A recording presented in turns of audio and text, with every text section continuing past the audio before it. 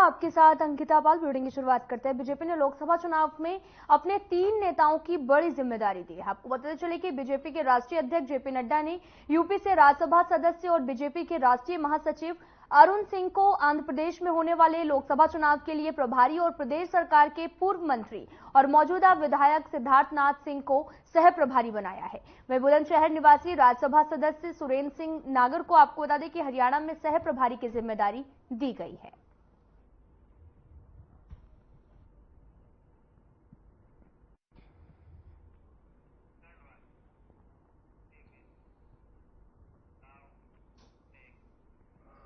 तो बढ़ते आगे, लखनऊ के रहने वाले अगवा हुए इंजीनियर अखिलेश को मेघालय पुलिस ने बरामद कर लिया है।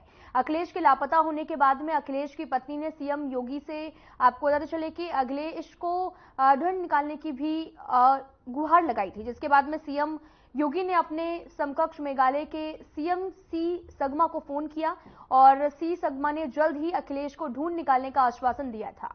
इस आश्वासन के कुछ ही घंटे बाद में मेघालय पुलिस ने इंजीनियर अखिलेश को सकुशल बरामद कर लिया है।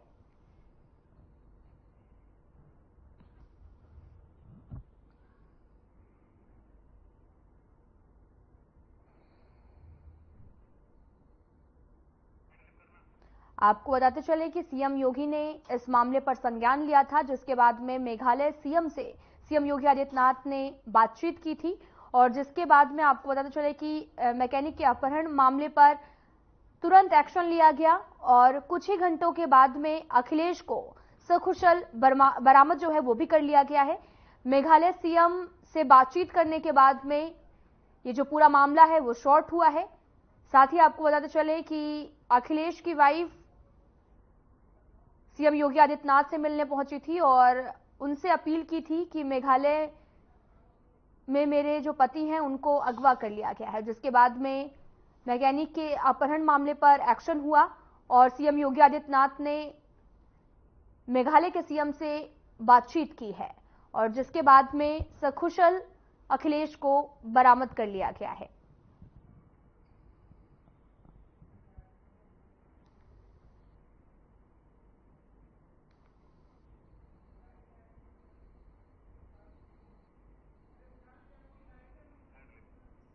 आपको बताते चलें कि अखिलेश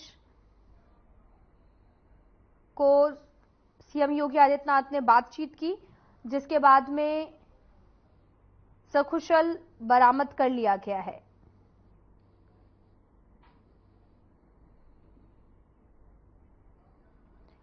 अखिलेश की पत्नी सीएम योगी आदित्यनाथ से गुहार लगाया गया, जिसके बाद में सकुशल बरामद किया गया है। आपको बताते चलें कि सीएम योगी आदित्यनाथ ने मेघालय में यूपी के नागरिक अखिलेश सिंह के अपहरण मामले को लेकर संज्ञान लेते हुए मेघालय के सीएम से बातचीत की है और गुरुग्राम आपको बताते चले कि गुरुवार को शाम सीएम योगी ने सगमा से अखिलेश सिंह की सकुशल वापसी के लिए आग्रह किया था और देर रात अखिलेश को बरामद भी कर लिया गया। बागमारा की पुलिस ने बताया कि अखिलेश पूरी तरह से सही सलामत है। आपको बताते चले कि अखिलेश सिंह चौहान जो हैं वो अपहरण के बाद में सीएम योगी आदित्यनाथ ने मेघालय के सीएम से बातचीत की और जिन्हें सकुशल बरामद भी कर लिया गया है। तो सीधा आपको लेकर चलते हैं दिल्ली, जहां पर भूटान दौरे पर हैं पीएम मोदी और द्विपक्षीय मामलों पर यहां पर चर्चा होगी। आपको बताते चलें कि आप तस्वीरें देख सकते हैं, तस्वीरें भूटान से हैं जहां पर पीएम मोदी पहुंचे हुए हैं, जहां पर उनका स्वागत भी किया गया है। आप तस्वीरें देख सकते हैं जहां पर प्रधानमंत्री नरेंद्र मोदी पड़ोस प्रथम की नीति के तहत भूटान के साथ भारत के अनूठे संबंधों को और मजबूत बनाने के उद्देश्य से 2 दिवसीय राजकीय यात्रा पर पहुंचे हैं। मोदी का पारो हवाई अड्डे पर पहुंचने पर भव्य स्वागत किया गया। हवाई अड्डे पर भूटान के प्रधानमंत्री शेरिंग टोब्गे ने उनकी अगवानी जो है वो की है और साथ ही पारो अंतर्राष्ट्रीय हवाई अड्डे से थिम्पू तक के 45 किलोमीटर लंबे मार्ग को भारत और भूटान के झंडों से सजाया गया था और मार्ग के दोनों ओर खड़े भूटानी लोगों ने प्रधानमंत्री नरेंद्र मोदी का गर्मजोशी के साथ में स्वागत किया है। विदेश मंत्रालय ने शुक्रवार को एक बयान में कहा था कि यात्रा भारत और भूटान के बीच नियमित रूप से होने वाली उच्च स्तरीय आदान प्रदान की परंपरा और सरकार की पड़ोस प्रथम की नीति पर जोर देने की कवायद के अनुरूप है। भूटान के प्रधानमंत्री ने सोशल मीडिया मंच पर हिंदी में भी लिखा था कि भूटान में आपका स्वागत है मेरे बड़े भाई। इससे पहले मोदी ने भूटान की अपनी यात्रा के बारे में भी पोस्ट किया था।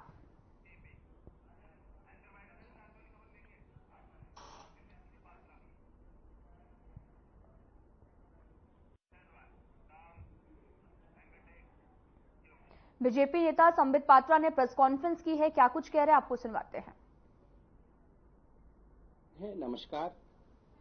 कल रात से जिस प्रकार हाय हंगामा और ड्रामा चल रहा है, खास करके आम आदमी पार्टी के दफ्तर के बाहर दिल्ली में, वो हम सब देख रहे हैं। आम आदमी पार्टी के तमाम नेतागण, आतिशी जी से लेके तमाम नेतागण बाहर आके बयानबाजी कर रहे हैं, झूठ का पुलिंदा देश के सामने रख रहे हैं। आज बहुत तफसील से, बड़े पेशेंस के साथ इस पूरे मामले को भारतीय जनता पार्टी आपके सामने रखना चाहती है ताकि दूध का दूध और पानी का पानी हो सके। अरविंद केजरीवाल आखिर गिरफ्तार क्यों हुए, ये प्रकरण क्या है, गिरफ्तारी होनी चाहिए या नहीं होनी चाहिए, इन सब विषयों को तथ्यों के साथ भारतीय जनता पार्टी, जनता जो कि जनार्दन है, जनता जिसके कारण हम हैं, उनके समक्ष रखने वाली है। मित्रों, मैं आपको एक ट्वीट दिखाऊंगा। ये 10 मई 2013 का है। 10 मई 2013 अरविंद केजरीवाल उस समय नए थे हिंदुस्तान की राजनीति में और उन्होंने ट्वीट किया था, When will people start going to jail in this country? आप देख सकते हैं, ये ट्वीट है 2013 का अरविंद केजरीवाल जी का। When will people start going to jail in this country? क्या तात्पर्य था उनका? वो नहीं चाहते थे कि साधारण लोग जेल चले जाए। क्या वो चाहते थे कि रोड चलता किसी भी आदमी को पुलिस, ईडी या सीबीआई उठा ले? नहीं। उन्होंने एक फहरिस्त जारी की थी कि लालू प्रसाद जैसे व्यक्ति, उन्होंने नाम लिया था रॉबर्ट वाड्रा का, उन्होंने नाम लिया था राहुल गांधी का, लिखा था सोनिया गांधी जी का नाम, यहां तक कि मनमोहन सिंह जी को भी छोड़ा नहीं गया था, प्रणब मुखर्जी तक को छोड़ा नहीं गया था। उन सबके नाम के साथ उन्होंने फहरिस्त जारी की थी कि ये लोग जो भ्रष्टाचार में आकंठ डूबे हुए हैं, आखिर ये जेल क्यों नहीं जा रहे हैं, इनके खिलाफ कार्यवाही क्यों नहीं हो रही है। और उसके बाद अरविंद केजरीवाल जी ने कहा, हिंदुस्तान की राजनीति को बदलने के लिए मैं मैदान में उतर रहा हूं। जहां भ्रष्टाचार होगा वहां अरविंद केजरीवाल जिस प्रकार शहंशाह उतरते थे ना रात के अंधेरे में, और कहीं पाप होता था, कहीं भ्रष्टाचार होता था, कहीं गुंडागर्दी होती थी तो शहंशाह उसे समाप्त कर देते थे, वो जो मूवी आई थी। उसी प्रकार अरविंद केजरीवाल कुछ उस किस्म से नीचे उतरे थे कि वो शहंशाह बन के आएंगे और भ्रष्टाचार को समाप्त कर देंगे। अन्ना हजारे जैसे दिग्गजों का भी उनके ऊपर आशीर्वाद था। बाद में अन्ना हजारे जी ने ही अरविंद केजरीवाल के खिलाफ चिट्ठी लिखी। 2013 में जो प्रश्न अरविंद केजरीवाल जी ने पूछा था कि भ्रष्ट लोग जेल कब जाएंगे, आज एक मैं छोटा सा कार्यकर्ता हूं भारतीय जनता पार्टी का, मैं कह सकता हूं कि 10 वर्षों के शासनकाल में इस देश ने एक बहुत बड़ा परिवर्तन देखा। ये जो बड़े बड़े राजनेता सोचते थे कि हम कुछ भी करेंगे, करोड़ों खरबों का घोटाला कर लेंगे और हम एक परिवार की तरह रहेंगे, मैं तुम्हारा पीठ खुजाऊंगा, तुम मेरी पीठ खुजाना, और हम में से कोई जेल नहीं जाएगा, हम सब बच के रहेंगे, ये अब नहीं होने वाला है। Mister Kejriwal, people are going to jail and if you are corrupt, people will continue to go to jail. अगर आप भ्रष्ट हैं तो आप जेल जाएंगे। अब की रीत अलग है, अब की नीत अलग है।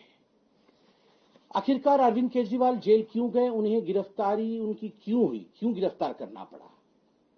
लिकर स्कैम, शराब घोटाला। ये शराब घोटाला दिल्ली का क्या घोटाला है, कब शुरू होता है, इसकी टाइमलाइन और जिसे हम कहते हैं क्रोनोलॉजी क्या है? नवंबर 2021 में अरविंद केजरीवाल अनाउंस करते हैं कि हम एक न्यू एक्साइज पॉलिसी अर्थात दिल्ली में एक नया शराब नीति लेकर आएंगे, आबकर नीति लेकर आएंगे, एक्साइज पॉलिसी, जिससे कि जो दिल्ली की एक्सचेकर है, दिल्ली का जो खजाना है, वो करोड़ों रुपए से लबालब हो जाएगा, भर जाएगा और दिल्ली को बहुत लाभ होगा। मगर आनन फानन में बिना कैबिनेट के अप्रूवल के और बिना सरकारी अप्रूवल के, जबकि सरकारी डिपार्टमेंट ने कहा था, एक्सपर्ट्स ने कहा था, ये जो आप एक्साइज पॉलिसी ला रहे हैं, प्राइवेटाइजेशन करने की बात कर रही है, उचित नहीं है, मत करिए, फंसोगे। ये सब कुछ ताक में रख करके फिर भी नवंबर 2021 में नई एक्साइज पॉलिसी आती है। जुलाई 2022 में दिल्ली के जो चीफ सेक्रेटरी थे, उन्होंने बड़े स्पष्ट रूप से कहा कि ये नई आबकार नीति जो आई है, इसमें कहीं ना कहीं गड़बड़ी है, इसकी जांच होनी चाहिए। और जुलाई 2022 में ही जो लेफ्टिनेंट गवर्नर थे, उन्होंने सीबीआई की जांच के आदेश दिए। जब सीबीआई की जांच की आदेश हुई तो आनन फानन में अरविंद केजरीवाल जी ने इस न्यू एक्साइज पॉलिसी को, शराब नीति को तुरंत वापस ले लिया। पहला प्रश्न दिल्ली की जनता ने और हम सब ने पूछा कि केजरीवाल जी, जिस एक्साइज पॉलिसी को आप कहते थे कि ये कमाल का एक्साइज पॉलिसी है और इस एक्साइज पॉलिसी से दिल्ली के रेवेन्यू को करोड़ों का फायदा होगा और भारतीय जनता पार्टी इसको लेकर राजनीति कर रही है, क्या कारण हुआ कि जैसे ही ये जांच के दायरे में आता है, आप तुरंत उसे वापस ले लेते हैं और कोई कारण भी नहीं बताते हैं? तो आज तक वो कारण नहीं बताया गया, उसे वापस ले लिया गया। 19 अगस्त 2022 को आप याद करिए, पहला सीबीआई रेड होता है मनीष सिसोदिया डिप्टी सीएम के घर में और 22 अगस्त 2022 को ईडी फाइल करती है केस मनी लॉन्ड्रिंग केस में कि बहुत बड़ा घोटाला हुआ है, मनी लॉन्ड्रिंग हुई है, पैसे इकट्ठे किए गए हैं गैर कानूनी तरीके से। कैसे? कार्टेलाइजेशन अलाउ किया गया है। ये शराब कंपनियों का जो एक जत्था बनाया गया है, जो आपस में एक दूसरे को कैसे फायदा पहुंचा सकते हैं, इसके लिए एक्साइज पॉलिसी में प्रावधान किया गया। एक्साइज पॉलिसी पहले इन शराब कंपनी, जो कि अरविंद केजरीवाल जी के मित्र हैं, अरविंद केजरीवाल जी के दोस्त हैं, उनको पहले लीक कर दी गई, फिर उसको ट्वीक किया गया, उसमें बदलाव लाया गया ताकि शराब कंपनी अपने मन मुताबिक इन कानूनों में बदलाव ला सके।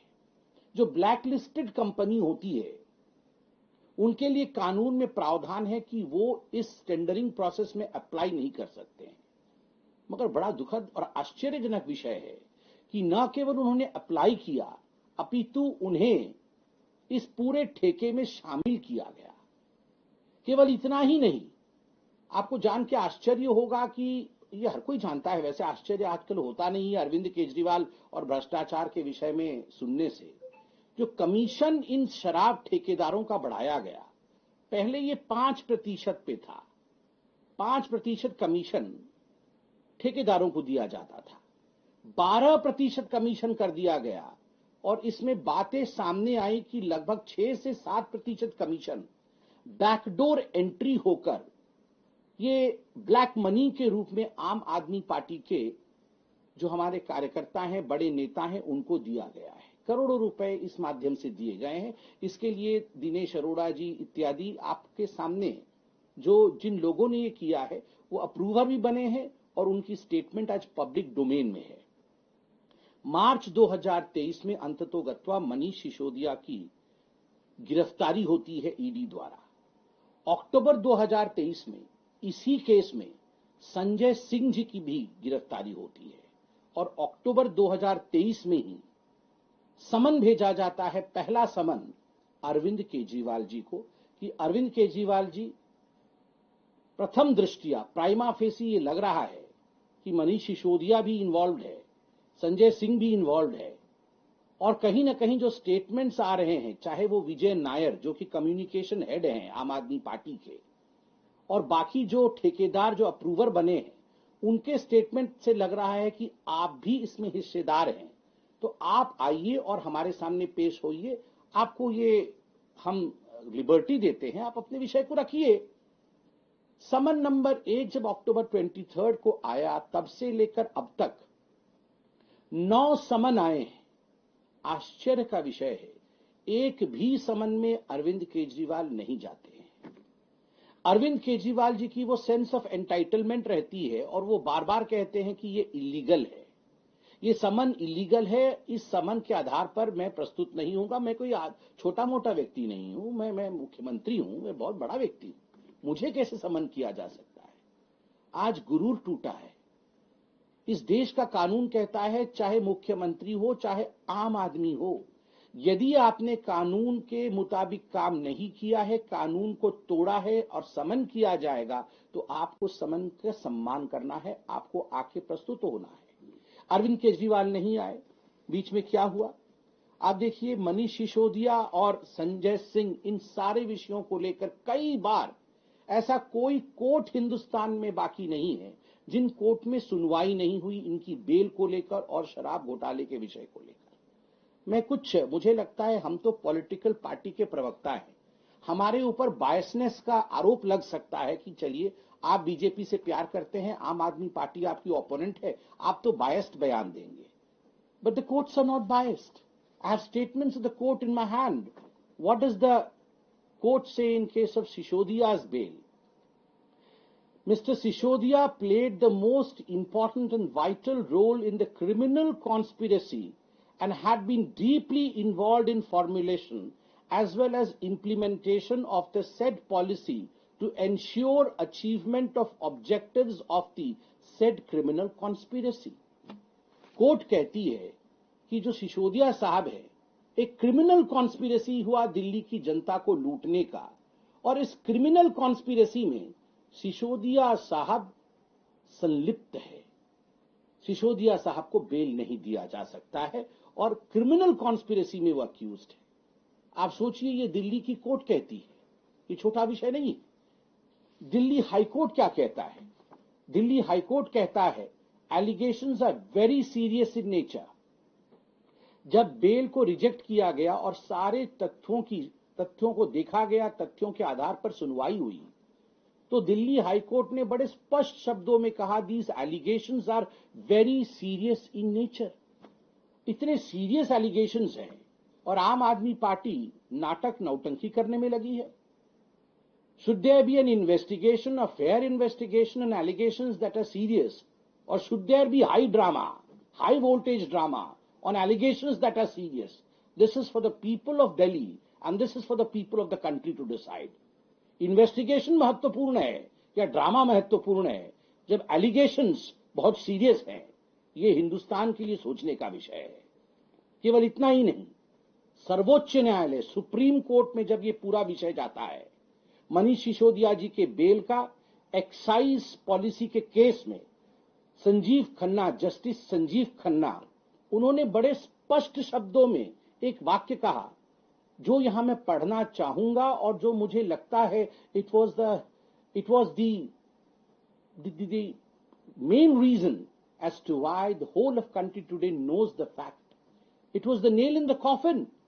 And the sentence is, Justice Khanna SC said, one aspect regard to the transfer of money, 338 crore, is tentatively established. We have dismissed the bail. Bail को खारिज करते हुए मनीष सिसोदिया का सुप्रीम कोर्ट के जस्टिस खन्ना ने बड़े स्पष्ट शब्दों में कहा, एक मनी ट्रेल एस्टैब्लिश हुआ है और वह भी 338 करोड़ रुपया का मनी ट्रेल एस्टैब्लिश होता है।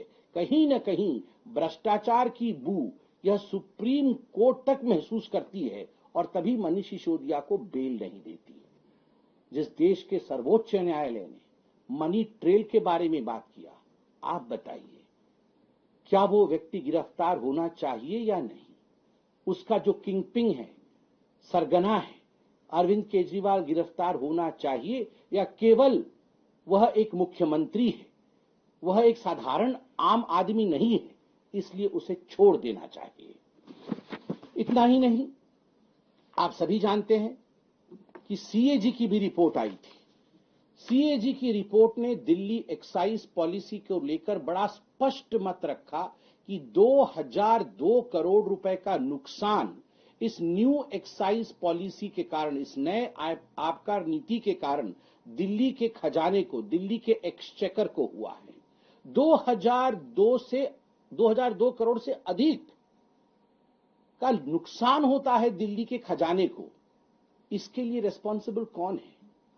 Do we have a chief minister who only enjoys the perks of being the chief minister, who stays in a sheesh mahal, who can build palaces for himself, but who would not be accountable for the loss of more than 2,000 crore in a policy which has been drafted by him? क्या दिल्ली के chief minister अपने लिए महल बना सकते हैं, शीश महल में रह सकते हैं, Z+ सिक्योरिटी में घूम सकते हैं, किंतु 2,000 करोड़ से अधिक नुकसान जो दिल्ली को हुआ है, दिल्ली के खजाने को हुआ है, यदि उस पे उनसे सवाल पूछा जाए, उससे उनसे जवाब मांगा जाए, तो वो विक्टिम कार्ड खेलेंगे, तो वो ड्रामा करेंगे?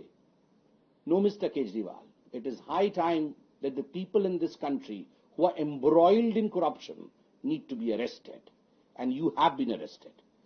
हाल फिलहाल में 2 दिन पहले जब के कविता को, जो बीआरएस पार्टी की हैं, उनको अरेस्ट किया गया, उनसे जांच पड़ताल किया गया, उनसे इंट्रोगेशन किया गया, पहली बार ईडी ने जो प्रेस रिलीज जो पब्लिक डोमेन में है उसे रखा.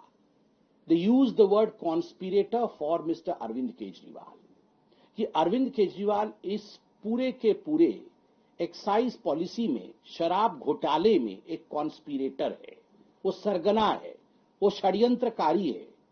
जो साउथ ग्रुप, जो कई कंपनियों का अमेलगमेशन है, ये जो साउथ ग्रुप के कविता की थी, किस प्रकार से बैकडोर लगभग 100 करोड़ रुपए उन्होंने अरविंद केजरीवाल और अरविंद केजरीवाल के मित्रों को दिया, इसका भी ट्रेल ईडी ने बखूबी एस्टैब्लिश किया है, जिसका जिक्र ईडी ने अपने प्रेस रिलीज में दिया है कि कौन सा वो व्यक्ति था, कहां से बैग उठाया गया, वो बैग कहां गया और उसमें कितने पैसे थे, ये सारी चीज पब्लिक डोमेन में है. तो स्वाभाविक रूप से इन सभी चीजों को देखते हुए कल दिल्ली हाईकोर्ट ने, जब 21 तारीख को दिल्ली हाईकोर्ट इमीडिएट रिलीफ के लिए अरविंद केजरीवाल गए थे, तो दिल्ली हाईकोर्ट ने जो कहा वो बहुत महत्वपूर्ण है. दिल्ली हाईकोर्ट ने कहा, we have heard both sides and we are not inclined at this stage to grant protection. The respondent is at liberty to file a reply. Protection के लिए मुझे गिरफ्तार न किया जाए, मैं खास हूं, मैं आम नहीं हूं, मैं गिरफ्तार नहीं हो सकता हूं. जब इस विषय को लेकर अरविंद केजरीवाल दिल्ली हाईकोर्ट गए, दिल्ली हाईकोर्ट ने स्पष्ट शब्दों में कह दिया, हम आपको प्रोटेक्शन नहीं दे सकते हैं. और तथ्यों को देखने के बाद कहा, जब देश की अदालत कहती है कि तथ्यों में फैक्ट्स है, फैक्ट्स तथ्य एक ही होते हैं, कागजों में फैक्ट्स है, तथ्य है, जो भी सबमिशन ईडी ने किया है उसको देखने के बाद तो आपको प्रोटेक्शन नहीं दिया जा सकता है. उसका अर्थ क्या होता है? उसका अर्थ होता है, अरविंद केजरीवाल जी, आपने प्रथम दृष्टया गलती. बीजेपी ने चुनाव प्रत्याशियों की तीसरी लिस्ट जारी करते हुए 9 उम्मीदवारों की घोषणा की है. कोयंबटूर से अन्नामलाई की बीजेपी ने चुनावी मैदानी में उतारा है. आपको बताते चले कि बीजेपी की इस लिस्ट में राज्यपाल पद से इस्तीफा देने वाली तमिलिसाई सौंदरराजन का नाम शामिल है. आपको बताते चले कि भारतीय जनता पार्टी ने लोकसभा चुनाव के लिए अपने उम्मीदवारों की तीसरी लिस्ट जारी कर दी है.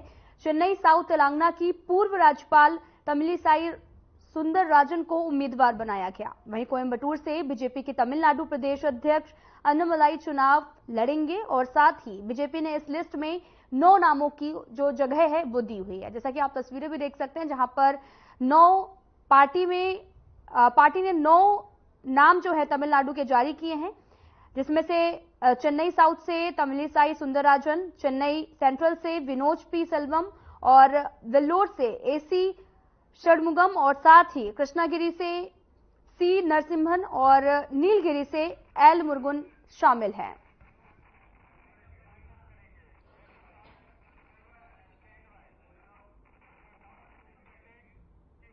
फिलहाल इस वीडियो में इतना ही. नमस्कार.